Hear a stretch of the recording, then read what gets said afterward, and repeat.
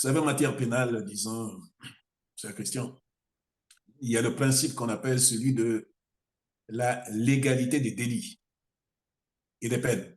C'est-à-dire qu'on ne peut pas vous sanctionner pour quelque chose qui n'est pas préalablement défini. Oui. Donc, si vous commettez quelque chose qui est choquant pour la morale, tout, mais que le droit pénal n'a pas prévu, on ne peut pas vous sanctionner. Donc, l'égalité des délits, l'égalité des peines. Ce qui veut dire que, parce que nous suivons tous l'affaire Sonko, disons, depuis au moins 2 ans. Moi, je me rappelle quand nous avons discuté l'affaire Kolela, voilà, ce jour-là, effectivement, disons, il y avait déjà l'affaire Sonko qui était un exergue et qui était abordé par toutes les grandes chaînes. Et donc, si je suis en train de dire que la solution la meilleure pour la paix sociale aurait été de dire, nous sommes à quelques mois de la présidence, eh bien, suspendons, je vais dire, disons effectivement ces affaires pour que le politique passe d'abord. Pourquoi? D'abord, il y a le problème que nous venons de soulever sur la légalité, effectivement, disons, du délit qui lui est reproché. On se rend compte que le juge a fait l'objet, disons, a fait beaucoup, disons, a fait preuve de beaucoup, disons, de dynamisme, a fait de beaucoup d'imagination pour chercher à voir comment les sanctionner. Ça se voit tout de suite. Beaucoup d'acrobatie alors. Beaucoup d'acrobatie pour tenter. Oui, rien que ça. Hey. Donc, ça veut dire qu'il fallait le sanctionner. Et comment le sanctionner? C'est déjà suffisamment gênant. C'est déjà suffisamment gênant. Et c'est pour ça que dès le départ, j'ai expliqué que si M. Sonko n'était pas candidat à la présidentielle, on ne parlerait pas de cette affaire.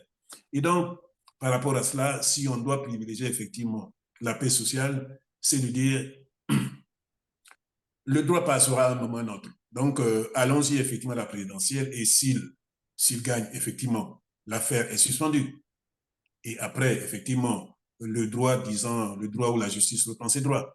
Mais la meilleure des cas, la meilleure des situations, si effectivement il perd, la justice reprend ses droits tout de suite. Or là, cette abnégation-là, cet acharnement, ça finit par devenir gênant et ça finit effectivement par donner raison aux militants, disons, de M. Sonko. Donc, moi, je dis, le politique dans nos pays, c'est ce qu'il faut préserver parce que nous sommes dans des sociétés très fragiles. Et effectivement, il faut craindre que le seul modèle démocratique que nous avons en Afrique francophone s'effondre là, disons, pour des ambitions, disons, de Macky Sall, en l'occurrence. Voilà. Revenons donc sur la tragédie du 5 juin 1997. Nous parlons ici d'un coup d'État. Pour Sassou Nguesso, comme vous le savez d'ailleurs, il avait été dérangé dans son sommeil. Voilà le mobile présenté. Est-ce plausible pour vous? Vous prenez l'ouvrage de M. Verschave, François Xavier Verschave, Noir Silence, et qui arrêtera la France-Afrique. Et je vais vous faire une anecdote, M. Perrin. Avec un compatriote, disons, qui préparait un ouvrage sur ces événements, un ouvrage qui sera publié un peu plus tard, La démocratie congolaise brûle au pétrole, nous avons rencontré M. François Xavier Verschave, l'ancien patron de Survie. Qu'est-ce qu'il nous dit? Dès 1996, au niveau de pratiquement toute la classe politique française, on savait que Sassou Nguesso est en train de préparer un coup d'État pour reprendre le pouvoir. J'ai des informations que M. Sassou Nguesso veut retourner au pouvoir par la force. Mais M. Perrin, il y a eu, c'est le terme de M. Sassou Nguesso, quand les journalistes posent la question au lendemain de la conquête du pouvoir, il dit que c'est 10 000 morts. M. Perrin, en 98, c'est bien pire que cela. Tout le monde le sait, nous en parlons, vous venez d'en parler là. C'est des centaines de milliers de morts. Est-ce que ce compatriote qui ont suivi M. Sassou Nguesso, j'ai parlé de M. Bouaou, j'ai parlé, disons, de M. Lopez, j'ai parlé de bon nombre d'autres, tous ceux que M. Mafima a cités, ils savent bien qu'il y a eu, disons, l'hécatombe en 98. Quel rapport avec M. Lissouba? Je ne suis pas le défenseur de M. Lissouba. Mais uniquement, j'indexe les compatriotes pour leur dire que vous n'êtes pas sérieux. Ils ne sont pas sérieux. On ne peut encore discuter des affaires de 97 que parce que nous ne sommes pas sérieux. N'importe quel individu qui regardera les conditions dans lesquelles M. Sassou Nguesso est arrivé au pouvoir dira d'abord, c'est bel et bien un coup d'État, que ce monsieur est un criminel. Est-ce qu'il aura fallu attendre 26 ans? Est-ce qu'il aura fallu attendre même 3 ans pour se rendre compte que M. Sassou Nguesso a toujours fonctionné de la même façon?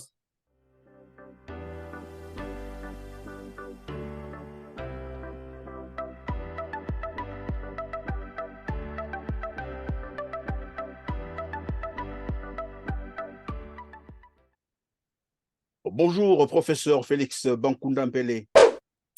Bonjour Christian Perrin, heureux de vous revoir. Merci. Vous êtes diplômé de Sciences Po, enseignant-chercheur, juriste et politologue, consultant constitutionnaliste. En tout cas, merci de votre disponibilité.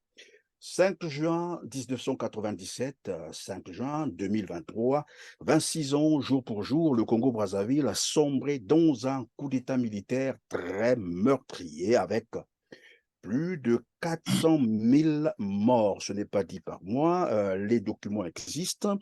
Alors, coup d'État qui souvent a été faussement présenté comme étant une guerre tribale, une guerre fratricide. 26 ans après, peut-on continuer à croire à la thèse que c'était une guerre tribale ou bien c'était un coup d'État militaire, selon vous? Merci pour la question, Christian Perrin. Cette question, ce sujet qui nous concerne, puisque nous sommes Congolais, c'est une question très importante, puisque à la fois elle nous permet, disons, de voir les incertitudes à l'implantation de la démocratie dans le pays. Elle nous permet également de voir le plus souvent la fragilité des élites, de voir comment les puissances étrangères généralement instrumentalisent bon nombre de choses effectivement pour légitimer ce qu'ils veulent faire, mais surtout de voir à quel point nos États sont fragiles, et notamment dans la perspective de la construction nationale. Quand je dis construction nationale, c'est et la nation et le développement, de voir dans quelle mesure effectivement ces éléments, cette séquence très grave, dramatique, tragique de notre pays peut permettre pour l'avenir de reconstruire effectivement le tissu socio-économique et culturel. Donc c'est une question importante. Je ne vais pas d'emblée effectivement, disons, commencer à détailler. Ce que l'on peut dire et affirmer dès le départ, c'est que le 5 juin a été, pour Sassou Nguesso, une action résolue pour l'agression et la destruction de notre pays. Le 5 juin, du 5 juin au 15 octobre 1997, M. Sassou Nguesso a résolument agressé et renversé le Congo et les Congolais, et non Pascal Lissouba. C'est important et c'est sur ça que j'assoirai toute mon argumentation sur cette question pour voir à quel point les Congolais se sont mépris, à quel point, disons, effectivement, la communauté internationale, si on peut l'appeler ainsi, mais principalement la France, disons, a abusé de notre pays. Quand je dis la France, c'est les autorités françaises principalement. À quel point un individu comme Sassou Nguesso, qui est un machiavélique, a exploité effectivement l'insuffisance de l'État et du droit pour effectivement, disons, tourner, disons, en bourrique nos pauvres compatriotes. Parce qu'au fond, certains, c'est un argument qui se sont aperçus de la réalité, mais enfin, je pense qu'on va y arriver.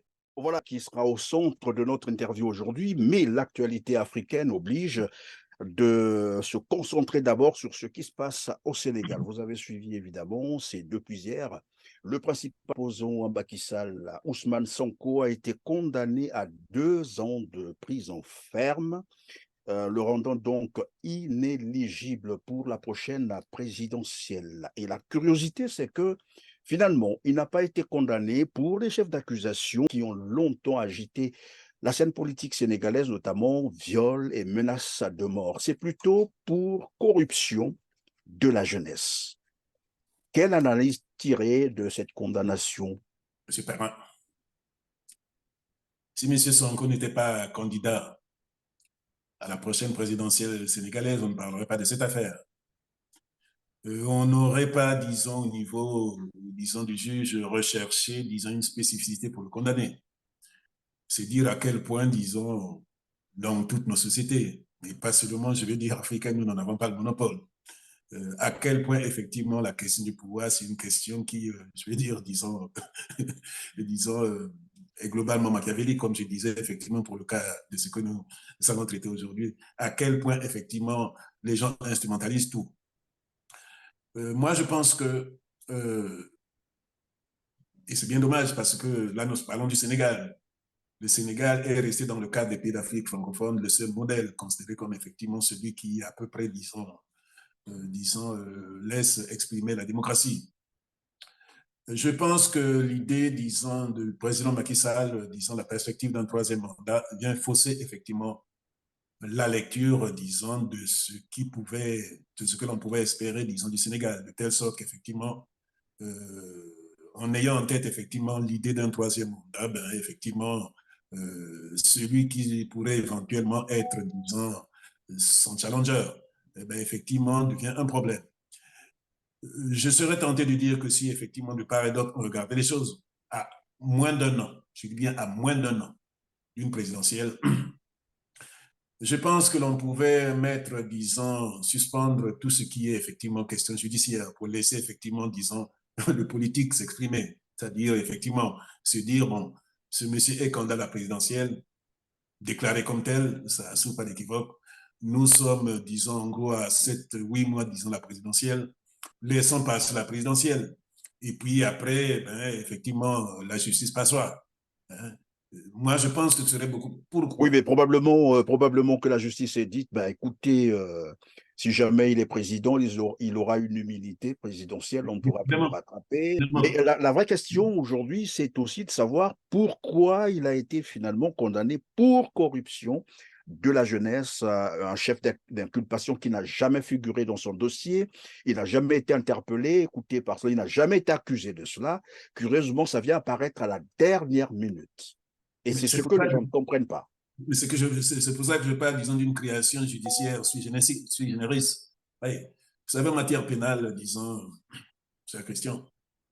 Il y a le principe qu'on appelle celui de la légalité des délits et des peines. C'est-à-dire qu'on ne peut pas vous sanctionner pour quelque chose qui n'est pas préalablement défini. Oui. Donc, si vous commettez quelque chose qui est choquant pour la morale, tout, mais que le droit pénal n'a pas prévu, on ne peut pas vous sanctionner. Donc, légalité des délits, légalité des peines. Ce qui veut dire que, parce que nous suivons tous l'affaire Sonko, disons, depuis au moins 2 ans. Moi, je me rappelle quand nous avons discuté l'affaire Kolela, ben, voilà, ce jour-là, ben, effectivement, disons, il y avait déjà l'affaire Sonko qui était un exergue et qui était abordé par toutes les grandes chaînes.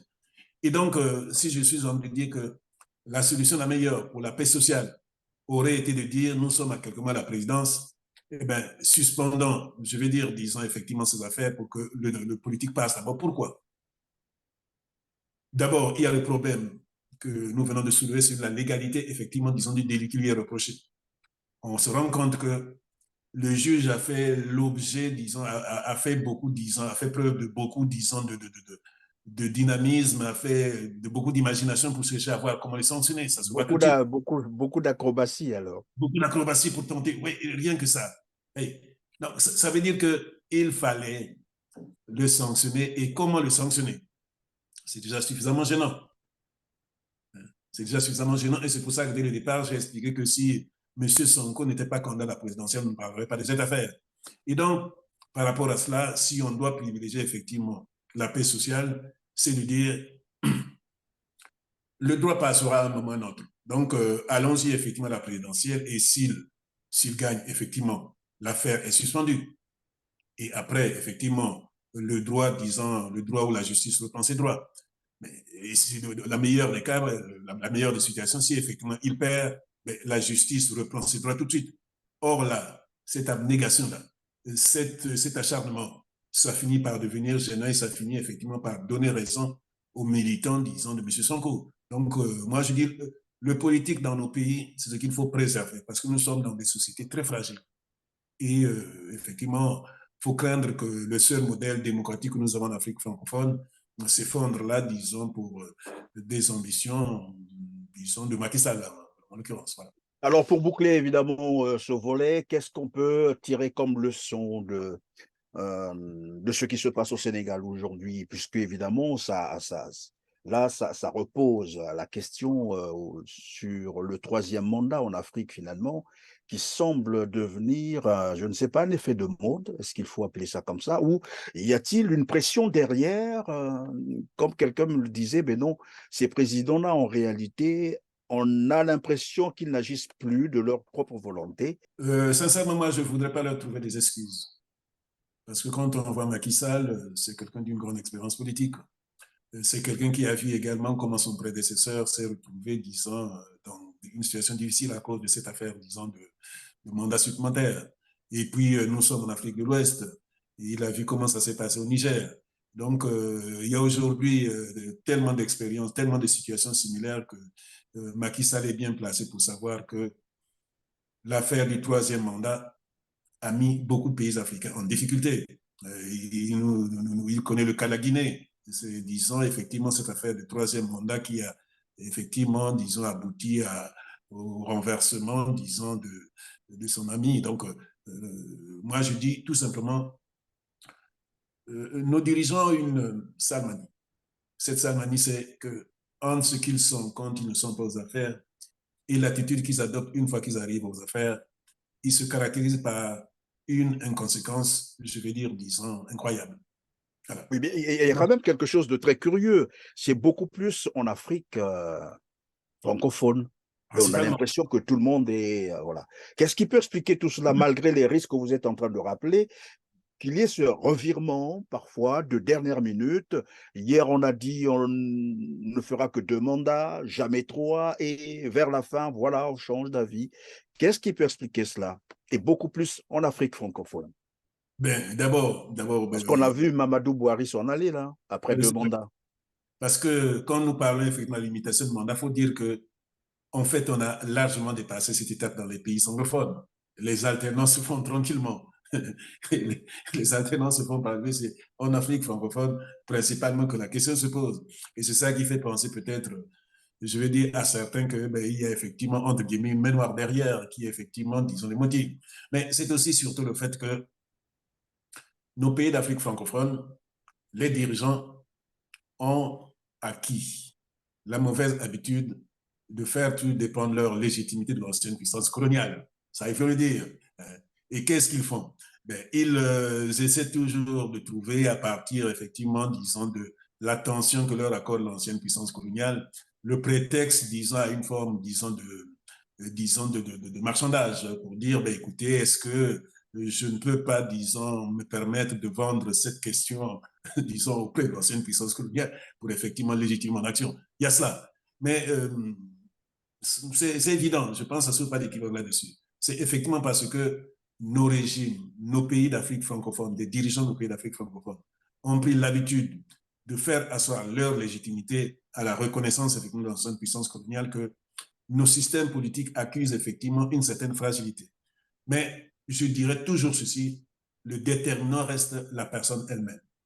Parce que si aujourd'hui, par exemple, nous voyons ce que l'on a reproché justement à Alpha Condé, qui a tendance à se reproduire, qui s'est reproduit effectivement, disons, disons en Côte d'Ivoire, que nous avons vu au Congo, que nous avons vu, disons, au Burundi, il faut quand même citer que dans le même cadre des pays francophones, au Niger, eh bien, on a vu le cas contraire, où effectivement, celui qui avait été élu, effectivement, disons après le coup d'État, disons, qui est arrivé en Guinée en 2010, où effectivement, M. Mamadou Tandja voulait effectivement, disons, faire un troisième mandat, eh bien, M. Issoufou s'est dit, ah non, non, non, non, non. Très tôt, il dit, moi, je ne bricolerai pas un troisième mandat. Donc, on ne peut pas dire, puisque je ne parle pas du Niger par hasard, parce que le Niger a un minerai, disons, je veux dire, particulier, qui effectivement attire l'attention, et notamment, disons, de la grande puissance, disons, de la France. Revenons donc sur la tragédie du 5 juin 1997. Nous parlons ici d'un coup d'État. Pour Sassou Nguesso, comme vous le savez d'ailleurs, il avait été dérangé dans son sommeil. Voilà le mobile présenté. Est-ce plausible pour vous? Monsieur Perrin, si nous étions, disons, dans un pays où, je me permets de dire, où tout le monde est bien structuré, il n'y aurait jamais de débat sur cette affaire. Les gens n'en riraient même pas. Pourtant, nombreux soutiennent cette thèse, qu'il a été J'y dérangé, normal, ben voilà, il s'est défendu. Certains, je veux dire, disons, parleraient d'une imbécilité. Monsieur Perrin, c'est une affaire d'État, c'est une affaire de droit. Et je vais permettez-moi, disons, puisque avant que effectivement nous parlions de ça, il y a eu d'autres compatriotes qui ont commencé par aborder cette question. Je me permets de donner des félicitations à notre compatriote, M. Mafinga, qui a essayé de dépasser, disons, les passions congolaises. Pour dire que non, c'est une affaire d'État et elle doit être abordée avec suffisamment de froideur, pas avec la passion. Il faut bien voir les choses en amont et en aval. Mais il faut d'abord expliciter ce que c'est que le 5 juin, ce jour-là. À titre personnel, je suis à l'étranger, j'avais quitté notre pays très tôt, le 6 mai 97. Et je venais donc d'y passer un mois parce que j'avais des obligations universitaires, disons, à l'extérieur. Et quand je suis à Brazzaville, pratiquement tout le monde disait que il y a des armes, disons, qui sont placées dans pratiquement tous les ronds-points de Bamako. Disséminé un peu partout dans la ville, oui, c'est ça. C'était un secret polichinelle, tout le monde en parlait. Rappelons quand même que, puisque l'année 97, c'est l'année de la présidentielle, le quotidien, le journal Le Jeune Afrique a interviewé les trois principaux leaders, c'est-à-dire M. Sassou Nguesso d'abord, M. Kolila et ensuite M. Lissouba, qui était à ce moment-là président en exercice, président au pouvoir. Quand la question est posée à M. Pascal Lissouba, si on allait bien, disons, effectivement, disons, vers la présidentielle, il affirme effectivement, oui, mais il sort une phrase, je ne sais pas si les gens s'en rappellent. Dans ce pays, les armes rentrent par tous les ports, ports P-O-R-E-S. Dans ce pays, les armes entrent par tous les ports. C'est le président de la République qui le dit. Et en fait, ça n'avait étonné personne, puisque tout le monde savait qu'il y avait des armes un peu partout. Et moi, puisque je suis en séjour à ce moment-là à Brazzaville, je pose la question, disons, à certaines personnes, mais au fait, si vous savez qu'il y a des armes, pourquoi on n'arrête pas? Et l'on me répondra, c'est un journaliste qui me répondra, qu'ils avaient interviewé, disons, qu'ils avaient abordé le président qui leur avait dit, ne comptez pas sur moi pour céder au piège de M. Sassou qui veut entrer dans l'histoire en disant que c'est un démocrate. Il veut qu'on l'arrête pour qu'on dise que c'est parce qu'effectivement, il devait gagner les élections qu'on l'a arrêté. C'est ce qui m'a été rapporté. Nous sommes au mois de mai. Oui, mais est-ce que ça n'a pas été là une grave erreur politique finalement?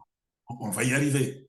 On va y arriver parce que c'est effectivement, moi également, je vais dire, disons, la première impression que je m'étais faite au départ. Est-ce que c'est pas une bêtise? Et donc, je dis, mais finalement, puisque vous savez dit, non, non, non, la situation est sous contrôle. Et quand effectivement je quitte le Congo, j'arrive à Paris, ce jour du 5 juin, c'est le soir, au journal de TF1, que moi j'attends, j'écoute la première information. Le journal de TF1, je vous en prie, qui est le journal disant, on dit que c'est le plus important d'Europe. La question du Congo était à la une. À la une. TF1 a ouvert son journal par l'information sur le Congo et c'était Patrick Poivre qui dit, ben oui, au Congo, le président, disons, en place, est allé agresser son principal opposant, la personne de M. Sassou Nguesso. Et il a brandi l'ouvrage de M. Sassou Nguesso à la télé en disant, ben voilà, c'est l'ouvrage du principal opposant à M. Lissouba. Le temps a été donné. Mais le temps n'est pas donné par hasard. Ce qu'on comprendra plus tard, c'est que, en fait, tout était préparé depuis le départ. Peu Oui, mais avant. je crois que c'est la thèse soutenue par beaucoup d'autres personnes qui pensent que le coup d'État avait été préparé beaucoup plus longtemps. Et en France, en plus, il faut dire les choses, ce n'est pas moi qui le dis, parce que ça existe, hein, les éléments. J'ai lu sur le canard enchaîné la trame même, toute l'historique de ce coup d'État qui avait été préparé bien des mois avant Bien, juin 1997. tout à fait. Mais, Monsieur Perrin, la stratégie, c'était laquelle? C'est d'abord de disqualifier. Bon, c'est vrai que, disons, la démocratie congolaise est née, disons, dans un contexte assez compliqué, puisque départ, mais 3 mois, j'ai parlé, disons, du printemps, c'est-à-dire où effectivement Sassou Nguesso rentre, disons, Jeune Afrique, disons, interviewe les principaux leaders. Pendant cette même période, l'ancien ministre de la Défense, M. François Léotard, l'ancien ministre de la Défense, effectivement, sous Balladur, M. Léotard publie effectivement, disons, un article dans le Figaro. Et qu'est-ce qu'il dit dans cet article? Ben, il tense le président en place en disant que il ne veut pas, disons, la démocratie, il ne veut pas mettre, disons, les organes en place chargés, notamment, disons, d'apprécier le résultat des élections. C'est-à-dire, donc, effectivement, le fameux Conseil constitutionnel. Mais, M. Perrin, je dis aux gens, peut-être que les gens ne savent pas, il n'y avait pas de vide juridique sur cette affaire. Le rôle du Conseil constitutionnel, c'est-à-dire la juridiction constitutionnelle, était assurée par la Cour suprême. Il y avait la Chambre constitutionnelle. Donc, il n'y avait jamais eu, disons, de vide juridique à cet égard. D'autant plus qu'il y a eu des décisions constitutionnelles, notamment sur la fameuse question, disons, comment on appelait ça, disons, des villes de petit et moyen exercice. Ça existait, il y a eu donc des décisions. Donc, il n'y avait pas de vide. Donc, qu'est-ce qui se passe pour ne pas se perdre, pour revenir à la question principale? En amont et en aval, la question avait été préparée. Tout avait déjà été fait de telle sorte qu'effectivement, l'on puisse arrêter le processus démocratique congolais. Et donc, ce qui veut dire que quand on arrive au 5 Vous juin, avez dit d'arrêter le processus démocratique congolais, c'est-à-dire ce n'est pas tant l'Issouba qui était visé, mais plutôt la démocratie, c'est ça, c'est par le pour coup ça que d'État. j'ai dit au départ que le 5 juin, Sassou Nguesso a résolument agressé et renversé le Congo et les Congolais, non, M. Pascal Issouba. Et puisque malheureusement, je disais que la personne de Issouba suscite beaucoup de passion, au lieu que la majorité de nos compatriotes, je veux dire, fassent une lecture objective, c'est-à-dire avec le droit, avec l'État, avec les principes démocratiques, ça a été, disons, une affaire de personne. Et je ne le dis pas au hasard. J'ai jeté des fleurs à notre compatriote, M. Mafima, et puis après, il y a eu une réaction de notre compatriote, M. Imprudence Oko, vous me permettez, disons, d'appeler ainsi, parce que j'ai été surpris. Et il veut répliquer à M. Mafima, et puis finalement, je me suis rendu compte que sa réplique s'assimilait plus, disons, une affaire de Ngaïna Nakarti, pour ceux qui connaissent cette émission de M. Mbana, qu'un débat politique. Et on voit exactement comment fonctionnent, justement, disons, les membres de ce parti. Ce n'était pas une affaire de personne, ce n'était pas une affaire de M. Dissouba, c'est une affaire du Congrès des Congolais. Il faut le dire. Il faut le dire pour que les gens comprennent qu'ils ont été manipulés. Ils se sont mépris. Dissouba n'est plus là, et Dissouba est parti, disons, du pouvoir depuis 1997, mais le Congo est dans une situation difficile. Les Congolais apprennent à ne pas confondre, je vais dire, disons, ce qui relève de la personne et ce qui relève de la collectivité. Je ne le dis pas au hasard. Je ne le dis pas au hasard, et puisque l'heure, effectivement, disons, au nom, je vais citer quelques noms de personnalités qui ne sont pas n'importe qui. Ce 5 juin, quand on entend l'information, je viens de vous dire à TF1, ce qui est dit, c'est quoi? Monsieur Pascal Issouba est allé agresser son principal compétiteur, le principal opposant. Et le lendemain, Le Monde a intitulé L'incroyable agression. Et qu'est-ce qui se passe, M. Perrin? Tous les journaux, hein. Donc là, je parle du Monde parce que c'est effectivement l'un des plus connus. Libération disent la même chose. Le lendemain, M. Perrin. Tous ces journalistes africanistes qui écrivaient beaucoup sur le Congo descendent à Brazzaville, notamment un certain Stephen Smith qui écrivait beaucoup sur le Congo, un journaliste franco-américain. Il écrivait beaucoup, tous ceux qui suivaient l'information, disons, sur l'Afrique connaissent qui est Stephen Smith. Ils arrivent à Brazzaville et qu'est-ce qui se passe? Ils se rendent, disons, à la résidence de M. Sassou Nguesso. Quand ils se rendent, disons, auprès, disons, chez M. Sassou Nguesso, premier constat, je le cite, il n'y a aucune trace, aucun impact de balle, même pas de balle légère. Il pourrait justifier qu'il a été attaqué, c'est cela. Il a été agressé, qu'il a été attaqué. Le journaliste dit, c'est incroyable, il n'y a aucun impact. Et qu'est-ce qu'ils font? Ils vont donc aller voir le secrétaire général du PCT, c'est-à-dire du parti de M. Sassou Nguesso, M. Lekunzu. Et ils vont l'interviewer. Mais dites-nous, nous avons dans tous les médias français dit que M. Sassou Nguesso a été agressé. Mais il n'y a aucun impact. Et réponse de M. Lekunzu, c'est nous qui avons tiré les premiers, c'est comme au cinéma, c'est une légitime défense. Nous avons vu des engins lourds passer et puis nous avons sorti des obus, nous avons tiré sur les blindés. Attendez, Monsieur Perrin, c'est probablement je pour donne la oui, référence. c'est pour la première fois qu'on entend cette thèse. Vous êtes en train de nous dire finalement, les premiers qui ont tiré sur les autres, c'est bien les éléments de Sassou Nguesso qui ont commencé à tirer sur les engins, disons, militaires ou de la police congolaise, c'est ça? Les engins blindés, il faut le préciser. Et pourquoi on y Les arrive engins là? blindés, bien entendu, oui, Ce n'est oui, pas puisque moi la qui le police dis. aussi peut Moi, utiliser les engins blindés, oui. je Donc, ce ne... sont les éléments de Sassou Nguesso qui ont commencé à ouvrir le feu et non le gouvernement. Ce n'est pas votre serviteur qui le dit. Celui qui le dit, c'est le secrétaire général du parti, M. Sassou Nguesso, M. Lekunzu. Et je donne la référence. Le journal L'Autre Afrique, numéro 5. C'est M. Lekunzu qui le dit.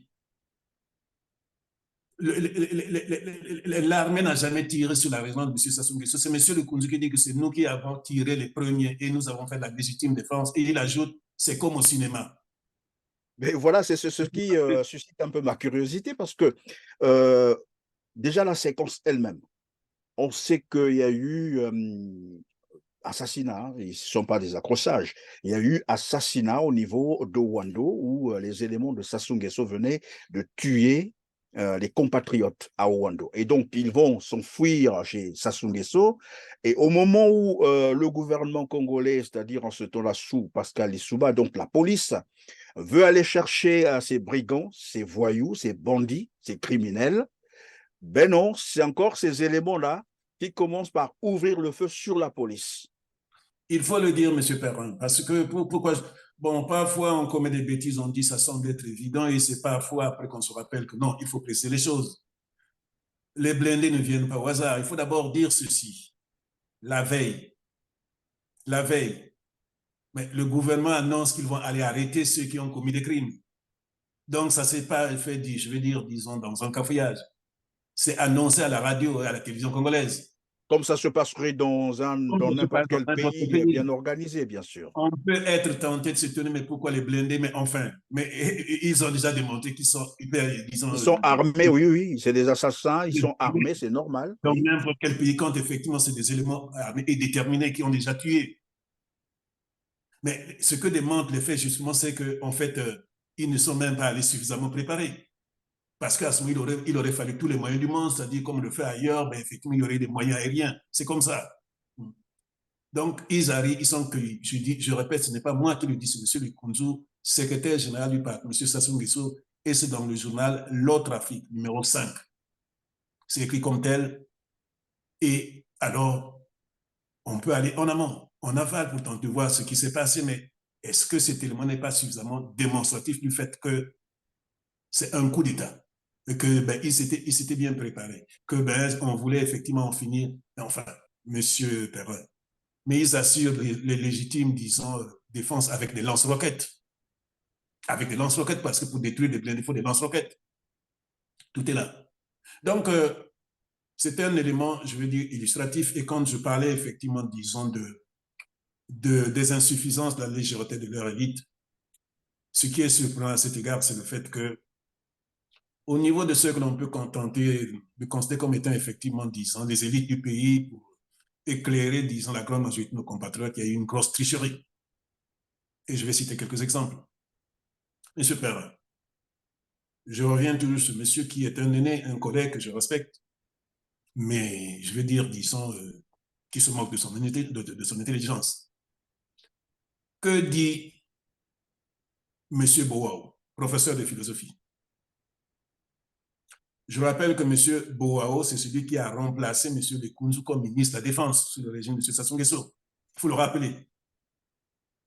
Monsieur Boao, quand monsieur Sassou Nguesso va briguer son troisième mandat, auquel on s'accorde avec lui, il n'était pas d'accord. Il fait une lettre ouverte à M. Sassou Nguesso le 20 janvier 2015. Le 20 janvier, pourquoi le 20 janvier? Parce que le 20 janvier, c'est l'anniversaire, disons, de la constitution de M. Sassou qui limitait effectivement, disons, le nombre de mandats à 2. Et qu'est-ce qu'il dit? Il dit ceci: ne faites pas comme M. Lissouba qui était venu cribler votre villa au petit matin. Ne faites pas comme M. Lissouba. qui était venu criber votre villa au petit matin, vous savez comment ça s'est terminé. M. Perron ne peut pas penser un seul instant que M. Boao, professeur de philosophie, ministre de la Défense, éminent membre du Parti congolais de travail, ne sache pas qu'on n'a jamais tiré sur la villa de M. Sassou Nguesso. Il ne peut pas ne pas le savoir. Mais ce n'est pas suffisant. Ce n'est pas suffisant. Moi, j'ai critiqué effectivement, disons, cette lettre ouverte-là. J'avais publié, disons, dans l'interne de compatriotes, j'avais publié sur les réseaux sociaux, effectivement, disons, un article critique qui était intitulé La résurgence de l'éthique de circonstance. Parce que, effectivement, disons, dans cette lettre ouverte à M. Sassou Nguesso, il parlait en termes d'éthique, en termes, disons, d'honnêteté, en termes de républicain. Je dis, mais c'est incroyable. Il parle d'éthique et puis là, il fait un gros mensonge. Je pense que c'est suffisant et que la critique est arrivée à bon port. Qu'est-ce qui se passe? Septembre 2015, notre compatriote, professeur de philosophie, publie un ouvrage, La tragédie du pouvoir. Un petit ouvrage de 72 pages. Page 63. Qu'est-ce qu'il dit? C'est à son corps défendant que Sassou Nguesso est revenu au pouvoir par les armes. C'est un démocrate qui ne voulait pas faire un coup d'État. C'est M. Boao. Un démocrate qui ne pouvait pas faire un coup d'État alors que Il dit et ça à son corps. c'est ce qu'on a fait comprendre à un certain nombre des Congolais, comme quoi il fallait bien procéder par un coup d'État parce que la logique démocratique ne pouvait jamais permettre à Denis Sassou Nguesso de gagner une quelconque élection et donc il fallait procéder par un coup d'État. C'est ce Vous on a l'appelez vendu. M. Boao qui le dit. Ce n'est pas moi, c'est M. Boao qui dit que c'est à son corps défendant. Nous arrivons justement aux préparatifs en amont et en aval pour le dire. Donc, voilà ce que dit M. Boao, que c'est à son corps défendant, que c'est un individu respecté de partout et que ben, c'est à cause, effectivement, disons, des bêtises en groupe de l'Issouba, c'est pas lui qui dit bêtises, hein, que c'est l'Issouba qui a effectivement poussé Sassou Nguesso à venir au pouvoir par les armes. Monsieur l'actuel ministre de la Justice, M. Sassou Nguesso, dans ses travaux de thèse, qu'est-ce qu'il dit, vous savez? Il dit ceci. On est arrivé à la guerre civile parce que M. Lissouba ne voulait pas organiser des élections. Il voulait se pérenniser au pouvoir. Docteur en droit. Travaux de thèse, c'est ce qui est écrit. C'est Oui, parce mais que... il voulait se pérenniser au pouvoir à partir de quelle expérience? Nous étions encore là dans le premier mandat, je crois. Il venait à peine d'accéder au pouvoir. Mais est-ce qu'il y a débat là-dessus? Qui dit, d'autant plus que tout le monde savait que la date des élections était arrêtée au 27 juillet. Voilà ce monsieur qui dit que non, c'est parce que M. Lissouba ne voulait pas organiser les élections qu'on est arrivé 10 ans à la guerre civile. Monsieur Lopez, je l'ai déjà cité, en juillet-août, disons, pardon, juillet-août, effectivement, disons 1989, alors que les événements du BIS viennent d'éclater, il justifie, disons, tous les problèmes qu'on a vécu à cause du régime corrompu de M. Lissouba. C'est à cause de la corruption qu'on est arrivé, effectivement, disons, aux événements de 1997. Quel rapport? Nous sommes dans un pays démocratique. Donc, tout compte fait, là, on comprend très bien que c'est un coup d'État qui avait été savamment organisé et tout le monde était préparé, évidemment, que ce soit au niveau des médias, des communicants, tout ce monde, tous ceux qui entouraient Denis Sassou Nguesso savaient où ce qu'ils allaient, qu'est-ce qu'ils étaient en train de faire. Eux, ils savaient ce qu'ils voulaient. Le pouvoir savait, mais je ne cesse de dire, M. Perrin, il faut l'expliquer. Vous savez, quand vous arrivez dans le contexte démocratique, vous avez les mains liées par les principes démocratiques. C'est un peu ça. Moi, je vois des gens qui font des reproches à l'Issouba pour dire qu'il fallait faire ce qu'il fallait faire, qu'il fallait faire cela. Mais M. Sassou savait que l'Issouba est lié par les règles démocratiques. La démocratie ne peut fonctionner, M. Perrin, que si, de part et d'autre, c'est-à-dire que ce soit du côté de pouvoir que ceux qui sont dans l'opposition, on s'accorde sur le fait qu'on doit préserver l'essentiel. L'essentiel, c'est la démocratie. C'est ça la démocratie. La démocratie s'assoit sur au moins deux pieds, le pouvoir et l'opposition. Si l'opposition n'est pas d'accord avec les principes démocratiques, c'est impossible que ça marche. Inversement. Et donc, si M. Lissouba, si c'était dans un principe à part unique, si c'était un autocrate, c'est pas compliqué. Hein? Vous voyez ce que, disons, M. Sassou a fait pour M. Ntsuru. Dès que, effectivement, il s'est rendu compte que M. Ntsuru était en train de s'entêter, il a mobilisé 3000 impacts de barre, je rappelle, à nos compatriotes. 3000 impacts de balles pour arrêter, disons, M. Ntsuru, avec les moyens aériens. Et oui, ça faut le rappeler. Parce que, effectivement, c'est un autocrate. Il se dit, ben, on ne va pas toucher à mon jouet. Lissouba se dit, d'autant plus qu'il se doute que tout est déjà préparé, puisque la classe politique française, certains médias français ont déjà dit qu'ils ne veulent pas aller à la démocratie, et tout. Et donc, il se dit, mais si ça arrête, nous étions en train de parler de M. Sonko, vous voyez justement la difficulté, c'est-à-dire l'ambiguïté dans laquelle se retrouve effectivement celui qui est au pouvoir. Donc, M. Lissouba se dit, mais enfin, mais ce monsieur, je vous ai dit qu'il a déjà donné une interview à Jeune Afrique, il faut le lire là, au printemps 97. Il dit, les armes rentrent par tous les ports P-O-R-E-S, je rappelle. C'est-à-dire qu'il est au courant qu'effectivement, les armes, et puis je veux dire, il y avait tellement, je veux dire, une information qui était difficile, mais sa difficulté, c'est qu'il se dit que on est en train de me pousser à arrêter ce monsieur pour dire qu'effectivement, je ne veux pas organiser les élections. Voilà la difficulté dans laquelle il se retrouve. Fallait-il, disons, fonctionner comme un autocrate? Voilà la problématique. Il n'a pas fonctionné comme un autocrate. Il s'est dit, je suis élu, je suis lié par les principes démocratiques. Et quand effectivement cette affaire-là se présente, c'est-à-dire cette affaire des crimes au Rwanda, il fait intervenir. Fallait-il ou pas le faire?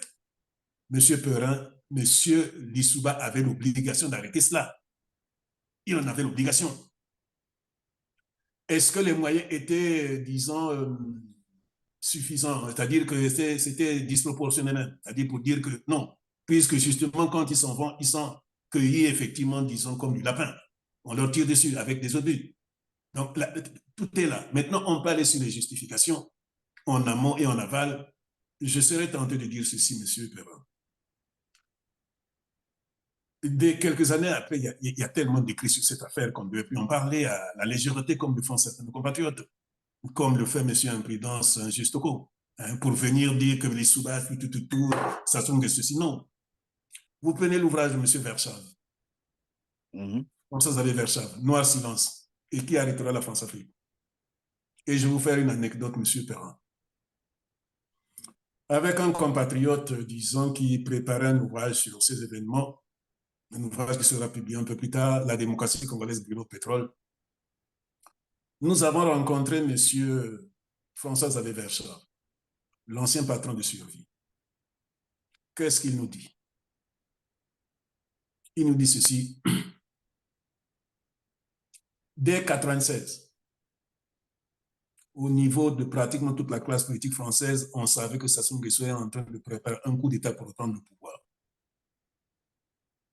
Et il nous explique ceci. Je suis un peu réservé sur l'élite congolaise et je vais vous expliquer pourquoi. C'est lui qui parle.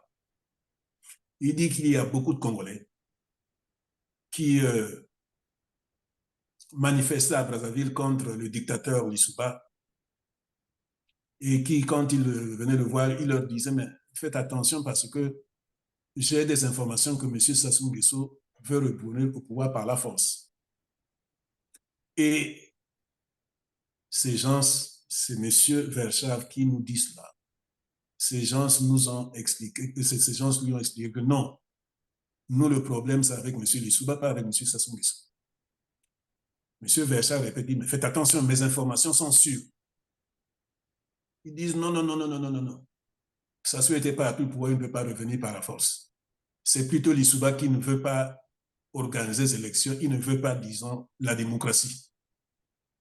Et ces personnes, c'est une indiscrétion, on ne peut pas le savoir qui Ils c'était. sont nombreux sur la place de Paris. Hein. Je veux dire, bon, monsieur Mafimba a cité des noms. Ouais, moi, ben, écoutez, je suis juriste, j'ai un peu plus de réserve que monsieur Mafimba. Mais tout ce que monsieur Mafimba a cité, ben, monsieur Verschave nous en a parlé. Il nous en a parlé. Ce n'est pas tout, je vais vous donner notre témoignage. Le patron, disons, de l'Harmattan, l'édition de l'Harmattan, monsieur Denis Pliant, nous a reçu en déjeuner avec ce compatriote qui publiait, qui prépare l'ouvrage devait sortir effectivement, disons, La démocratie congolaise brûlée au pétrole. On déjeune et il nous explique ceci.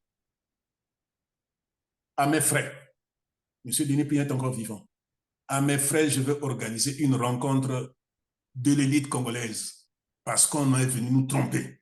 Tous ces gens qui ont publié à mon édition des ouvrages sur la dictature du Souba, je me rends compte qu'ils étaient en train de nous tromper. M. Sassou préparait bel et bien un coup d'État. Le coup d'État a été exécuté. Depuis, ils ne viennent plus nous voir. Est-ce que vous acceptez justement, puisque vous êtes les premiers que je reçois qui ne viennent pas pour tirer sur M. Lissouba, et que ces gens-là viennent et que il dit c'est à mes frères que j'organise ce débat. M. Perrin, on a attendu 3 mois. 3 mois. M. Denis Plien, là, c'est le directeur de la Maton. C'est lui qui nous a appelé pour dire les Congolais ne sont pas sérieux. Tous ces gens qui passent toutes les semaines me voir pour dire que vous devez nous aider pour arrêter effectivement M. Lissouba qui est un dictateur. Eh bien, M. Sassou a fait un coup d'État. Il y a des milliers de morts, mais ces gens ne viennent plus me voir.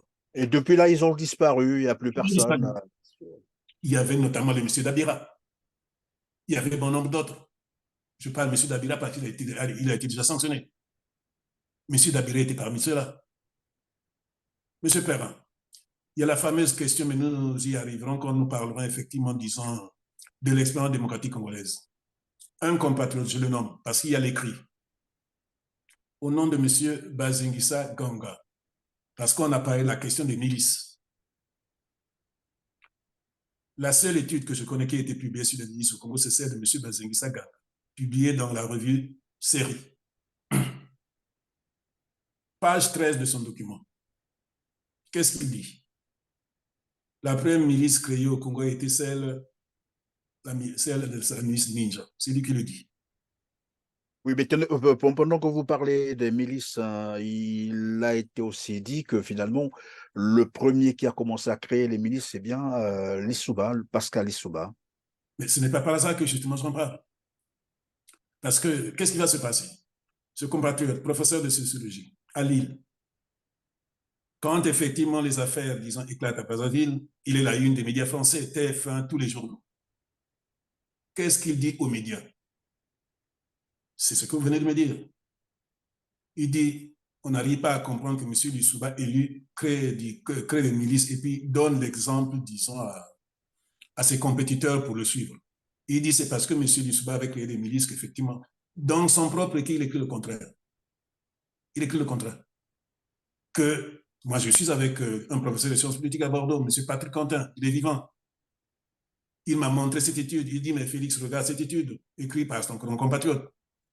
Et je regarde, je dis, mais Quentin, mais Patrick, enfin, il s'appelle Patrick Quentin. Je dis, mais est-ce que tu as bien regardé? Il dit que la première milice est créée par M. Perron. Moi, j'ai passé toute mon adolescence à Bakongo. J'ai vécu à Bakongo. Dès le premier mois, je dis le mois, c'est-à-dire le mois de septembre, je vois des milices. Je vois des Le mois de milices. septembre, quelle année? Septembre 92, c'est-à-dire à peine un petit mois après l'élection de Lissouba. Je vous raconte une anecdote. Parce qu'effectivement, il y avait déjà des exactions.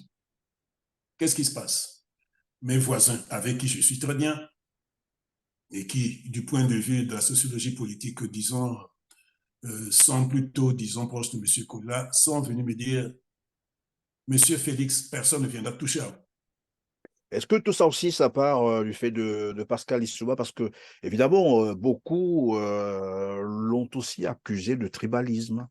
Tribalisme, parlons-en. Je vous l'avoue, tout de suite, je suis en train de m'embêter.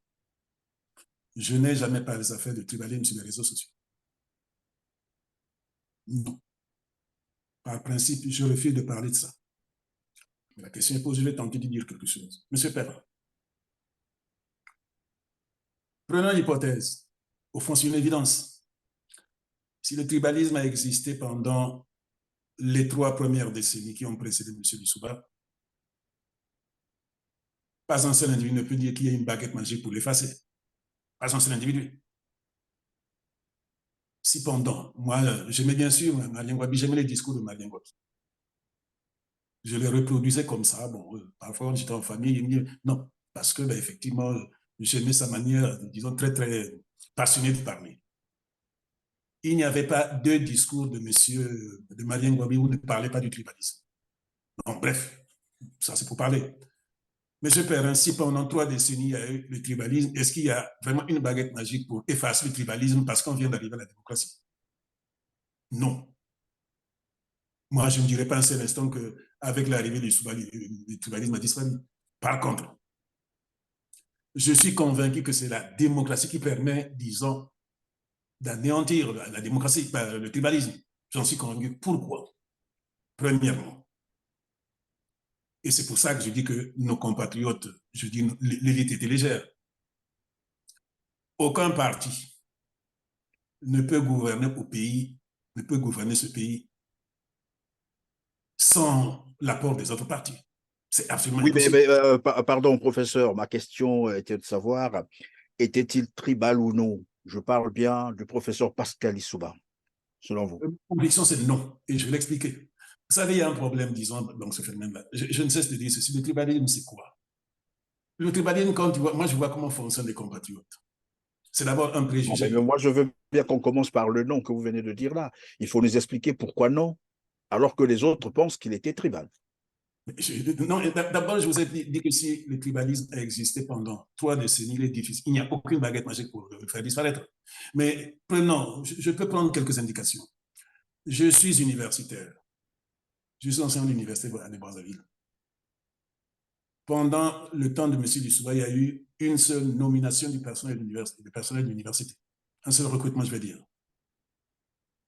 Il a tenu à ce que toutes les régions soient représentées dans les nominations. Toutes les régions. Il y a eu également, disons, la nomination des généraux. Non, je reste à son niveau, hein, parce que le plus souvent, quand les gens disent tribalisme, c'est quoi? Ils ne vont pas prendre le pays, ils disent non, Intel. Par exemple, j'entends parler de cette formule qu'on appelle la bande des quatre. Je ne sais pas pourquoi on l'appelle la bande des quatre. Vous n'allez pas empêcher, disons, un directeur général, disons là où il est, de faire une préférence. Mais je veux dire, l'essentiel est qu'au niveau de celui qui est le plus représentatif, c'est-à-dire qui rend compte, il soit animé par de bonnes intentions. Ça donne des chances d'améliorer la situation, parce qu'il n'y a aucune baguette magique. Mais quand les gens disent tribalisme, chacun dit, ah oui, oui, oui, disons, au niveau journal, il y a eu ceci, ah non, non, non, non, non, mais dans quel service? Non, non, c'est pas ça. Mais ma conviction personnelle, c'est que M. Lissouba, c'est pas un tribaliste, et tous ceux qui l'ont approché, qui sont honnêtes, le disent. Mais je ne le connais pas. Je n'ai jamais rencontré M. Lissouba. Je ne l'ai même jamais salué. Mais j'ai vu comment il a commencé à diriger. C'était pas cela. Il faut le dire, monsieur Perrin. Peut-être que les gens ne le disent pas. M. Lissouba est issu de l'ethnie la plus minoritaire du Congo. Moi, dans ma vie, je n'ai jamais rencontré un Banzabi. Jamais. J'en ai jamais rencontré. Je n'ai jamais rencontré un Banzabi. Et donc, M. Perrin, on serait tenté de dire oui, oui, non. Je dis c'est pas à ce niveau-là. C'est pas parce qu'une telle personnalité que vous allez, disons, telle personnalité a eu un geste maladroit que vous allez faire le procès de tout un régime. D'autant plus que si c'est ça, le tribalisme, soyez-en sûrs, nous ne nous en sortirons jamais. Nous ne nous en sortirons jamais. Je suis de ceux qui pensent que si un jour on doit revenir à la démocratie, il faut laisser les Congolais parler. Que tous les Congolais disent ce qu'ils entendent par tribalisme, que ce soit légiféré, qu'il y ait une institution où gratuitement tous les Congolais qui se sentent victimes de la démocratie, pardon, du tribalisme vont aller se plaindre et qu'on enclenche un système. Mais ce n'est pas par les politiques qui vont venir dire, bah, écoutez, c'est très facile de dire que oui, mais je veux dire, si on enlève des petits exemples du genre, j'ai vu un tel directeur, c'est parce que ça, on n'y peut rien, mais que par la loi, et que c'est par la démocratie et non par l'autocratie. L'autocratie fonctionne sur la base, ça va de pair. Un régime dictatorial a besoin effectivement du tribalisme, parce qu'il n'a pas d'assises. Un régime démocratique, s'il entre dans le tribalisme, il ne peut pas remporter un deuxième mandat, pour la bonne et simple raison qu'il n'aura plus l'électorat suffisant. Donc, je ne sais pas si vous voyez ce que je veux dire par là. Évidemment, Et professeur, vous avez rappelé d'ailleurs qu'il était Banzabi, mais bon, les Banzabi autour de lui, il y en avait combien? Après, on se pose des questions. Et ceux qui se sont même dit, bah, écoutez, avec le jeu de la démocratie, on ne peut jamais accéder au pouvoir. Et pourtant, le professeur Pascal Lissouba l'a démontré.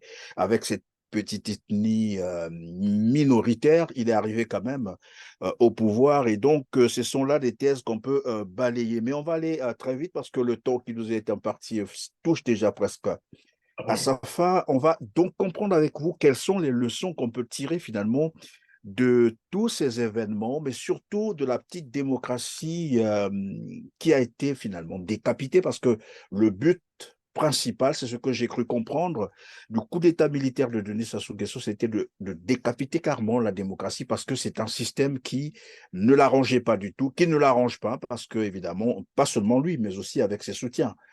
Et peut-être parce qu'ils estiment qu'avec la démocratie, ils ne peuvent pas faire tout ce qu'ils font aujourd'hui, 26 ans après. Que peut-on retenir comme leçon sur la petite démocratie qui avait été finalement étouffée? Monsieur Perrin, je propose ceci. Que nous ayons, disons, une émission spéciale où on abordera la question sur les leçons de la première et unique expérience démocratique. Mais je vais essayer de répondre un peu à votre question. Mais, Nous sommes partants, professeur, on va organiser cela. mais donc, puisque vous avez posé la question, ce que je vais dire ceci, rapidement. Que les Congolais apprennent à ne pas confondre affaires de personnes avec les affaires d'État. J'espère qu'à partir, disons, de ce que nous avons vécu avec le coup d'État du 5 juin 1997, qui a réinstallé, qui a rétabli, disons, la dictature au Congo. Moi, je sais, hein, nombreux, disons, au lendemain, disons, de la fin du régime démocratique, se frottaient les mains. Nombreux, y compris dans les villes françaises. J'étais en France à ce moment-là. Aujourd'hui, ils disent le contraire. Aujourd'hui, ils constatent qu'ils ont été dupés. Aujourd'hui, ils constatent qu'ils ont jeté l'eau du bain avec le bébé. Et ils se disent, ben, tiens, mais cette affaire, c'est comment? Ben, pour eux, ben, effectivement, on avait renversé l'Issouba. Ils ne se rendaient pas compte que non, c'est le Congo et les Congolais qui ont été renversés. C'est ça, justement. Je veux dire, disons, l'histoire est accablante. Hein. C'est se rendre compte que non, en fait, ils n'avaient pas compris. Et pourquoi? Parce que nous avons l'habitude de la caricature. Parce que les Congolais confondent les affaires individuelles avec les affaires d'État. Parce que nous n'avons pas le sens de l'État, de la nation et du droit. Parce que notre élite n'est pas sérieuse. Et parce que, effectivement, il y a à l'extérieur des forces qui, effectivement, connaissent ces faiblesses et qui les exploitent. Qui les exploitent parce qu'ils savent que, voilà, effectivement, la faiblesse des systèmes politiques africains. Il suffit de faire ceci, cela, pour effectivement manipuler les gens. C'est ce que je serais tenté de dire. Mais la leçon, c'est laquelle? Donc, effectivement, à contrario, c'est de dire que les affaires d'État sont des affaires d'État. Ce n'est pas des affaires individuelles. C'est ça. Pendant cette première expérience démocratique, les gens étaient beaucoup plus conditionnés par le pouvoir que par la démocratie et le droit. C'est ça. Donc, si je peux me permettre rapidement de leçons, puisque nous reviendrons là-dessus, c'est de dire que, bêtement, imbécilement, nous avons participé sans le savoir au torpillage de la première expérience démocratique et j'espère vivement que nous en tirons les leçons pour l'avenir en ne, je ne dirais pas puisque c'est trop facile de dire, mais plutôt en ne reproduisant pas les institutions telles que nous les avons eues là. C'est une autre question. Nous avons participé, vous avez dit, il faut Au peut-être une torpillage, petite explication. imbécilement. Faisons quoi? Parce qu'on n'a pas empêché Denis Sassou Nguesso à s'emparer du pouvoir, peut-être comme font les autres, parce que lorsqu'on renverse les institutions démocratiquement établies, la population, évidemment, euh, s'érige contre ces voyous. Mais ce qui ne s'est pas fait au Congo, curieusement, il y a eu des gens qui ont applaudi le coup d'État de Denis Sassou Nguesso qui venait de renverser des institutions démocratiquement établies et qui, aujourd'hui, tous en train de subir finalement cette dictature depuis 26 ans. Monsieur Perrin, la première décision de Sassou Nguesso, je rappelle quand arrive, disons, quand les renverse les sanctions le 15 octobre. Le 24 octobre, la première décision, c'est de jeter la Constitution à la poubelle. La Constitution du 15 mars 1992, ce n'était pas la Constitution du Sud, il faut le dire. C'était la première Constitution de notre pays qui ne dépendait pas d'un président. Un démocrate ne fait pas cela. Quand je vois tous les gens là, je venais de les citer, ben, ils sont nombreux là qui bavardent. Des avocats, des docteurs en droit, des quoi. Mais un instant. Donc la seule et la première pour laquelle les Congolais se sont exprimés, en fait. C'est la seule de notre histoire politique, il faut le dire. Il prend, il la jette à la poubelle. Est-ce que c'est le geste d'un démocrate? Mieux, M. Perrin. c'est le même mode opératoire qu'en 77. Je le répète toujours. En 77, quand Marien Ngouabi décède, il y a la Constitution du 24 juin 1973 qui préparait la vacance de poste. Les gens dont je parle sont des gens formés. Ils ne peuvent pas ne pas savoir que c'est le même mode opératoire. C'est de la même façon que Sassou agit en octobre 97. Mais M. Perrin, il y a eu, c'est le terme de M. Sassou Nguesso, quand les journalistes posent la question au lendemain de la conquête, ils pourraient dire que c'est 10 000 morts. M. Perrin, en 98, c'est bien pire que cela. Tout le monde le sait, nous en parlons, vous venez d'en parler là. C'est des centaines de milliers de morts. Est-ce que ce compatriote qui ont suivi M. Sassou Nguesso, j'ai parlé de M. Bouaou, j'ai parlé, disons, de M. Lopez, j'ai parlé de bon nombre d'autres, tous ceux que M. Mafimba a cités, ils savent bien qu'il y a eu, disons, l'hécatombe en 98. Quel rapport avec M. Lissouba? Je ne suis pas le défenseur de M. Lissouba, mais uniquement j'indexe les compatriotes pour leur dire que vous n'êtes pas sérieux. Ils ne sont pas sérieux. On ne peut encore discuter des affaires de 97 que parce que nous ne sommes pas sérieux. N'importe quel individu qui regardera les conditions dans lesquelles M. Sassou Nguesso est arrivé au pouvoir dira d'abord, c'est bel et bien un coup d'État, que ce monsieur est un criminel, et tout est là. Est-ce qu'il aura fallu attendre 26 ans? Est-ce qu'il aura fallu attendre même 3 ans pour se rendre compte que M. Sassou Nguesso a toujours fonctionné de la même façon? En tout cas, merci, professeur Félix Bakouda Pelé. Merci d'avoir répondu à nos questions. Merci de nous avoir encore visités aujourd'hui. Évidemment, nous allons organiser la prochaine émission d'ailleurs sur ce que vous nous avez proposé, essentiellement sur les leçons à tirer sur la petite démocratie congolaise qui malheureusement a été décapitée très tôt. Et 26 ans aujourd'hui, tout le monde constate que finalement, Denis Sassou Nguesso n'avait pas plutôt visé une personne, mais plutôt tout le système et tous les Congolais. Encore merci d'avoir été avec nous. C'est moi qui vous remercie, M. Perron. À vous aussi, mesdames, mesdemoiselles et messieurs, merci de nous avoir suivis. On se retrouve donc prochainement, mais attention, j'ai failli oublier de vous rappeler qu'il faut cliquer sur le petit pouce en l'air juste en bas de cette vidéo et de partager massivement cette émission pour nous aider à atteindre un plus grand nombre de téléspectateurs. Sur ce, je vous dis au revoir et à très bientôt. Merci.